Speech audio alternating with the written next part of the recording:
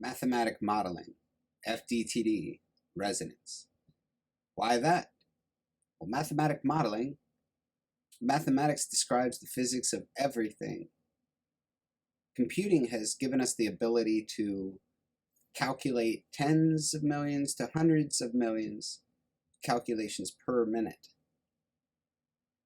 providing us an excellent means of very complex and rigorous models. Finite difference time domain is a method, shortened FDTD, that, by the way, takes about 2 years to pronounce properly. It's informative, iterative algorithm. Interaction can be visualized. Robust, stable, not prone to singularity. It's useful for modeling any wave motion, so electromagnetics, fluidics, and resonance. Maximal effect of superposition. It's an extreme case of superposition, depending upon the phase, geometry, all this. It defines flow of wave energy through reflection and transmission. It's an essential element of wave system dynamics, including that of life. The first objective in the goal of creating an FDTD is the discretization of space. So along X, Y, Z, we want to section this off ultimately into cubes. Just as an example, for this model, I use 200 in the X direction, 20 in the Y direction, 24 in Z. You can also do this in 1D, 2D, but we're going right for 3D here. What you will then have is a space of little cubes that are all aligned. Each cube is a cell. It's called a Yee cell, Y-E-E, and that's the last name of the mathematician that constructed this method. And I called them nodes instead of cells, but it's the same thing. I just pictured a dot in the center of each cube.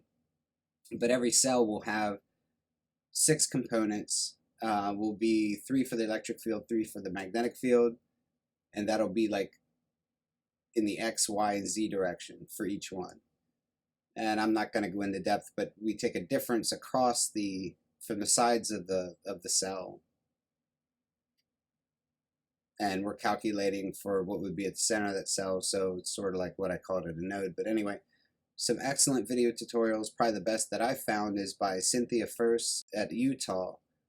And if you would Google like CFURSE and then FDTD and lecture 14. But there's like 14.1, 14.2, and so on. And they're excellent. And then we have the boundary mathematics. Because when you first construct an FDTD and you place a source, which I don't even cover, like how to really start that, but once you stimulate this system of nodes or cells, you will have a wave that'll propagate outward, and once it reaches the boundary, it'll reflect back, it'll splash back in. So you really do not want this if you want to simulate, maybe for a cavity you would, but if you want to simulate an infinite space in a small finite area, you would want to get rid of this. And the way to do that is by following the steps in Behringer's perfectly matched layer.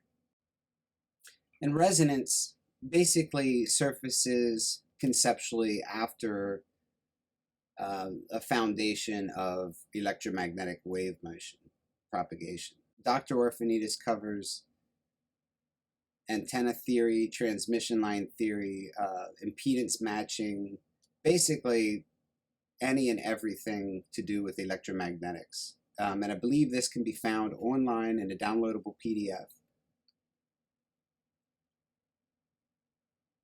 And then I extended on this in the realm of resonance, where I try to find the exact criteria, the exact condition for resonance. So I look at single layer, 2-layer, 3-layer. I look at multi-layered systems and try to find exactly what the phase is at every boundary and what is necessary in order to create perfect resonance. And I cover all this in my thesis, which I'll provide a link for, which is MRI image enhancement with high permittivity materials.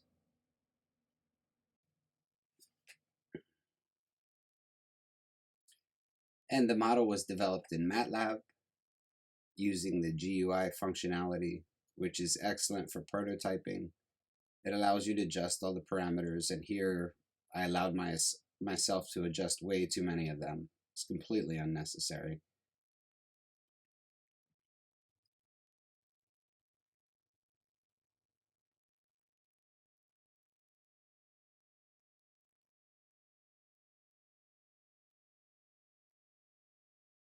And to reveal the distinct functionality of resonance, I created two different geometries.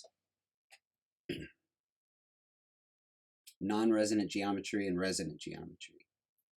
Now the non-resonant geometry is such that when the wave passes through the layer, bounces off the far inner wall, and returns to the front layer, joining up with the incoming wave. It does so in a way that maximizes reflection back toward the source and minimizes transmission through the layer, whereas the resonant geometry does quite the opposite. It maximizes transmission through the layer and minimizes the reflection back toward the source.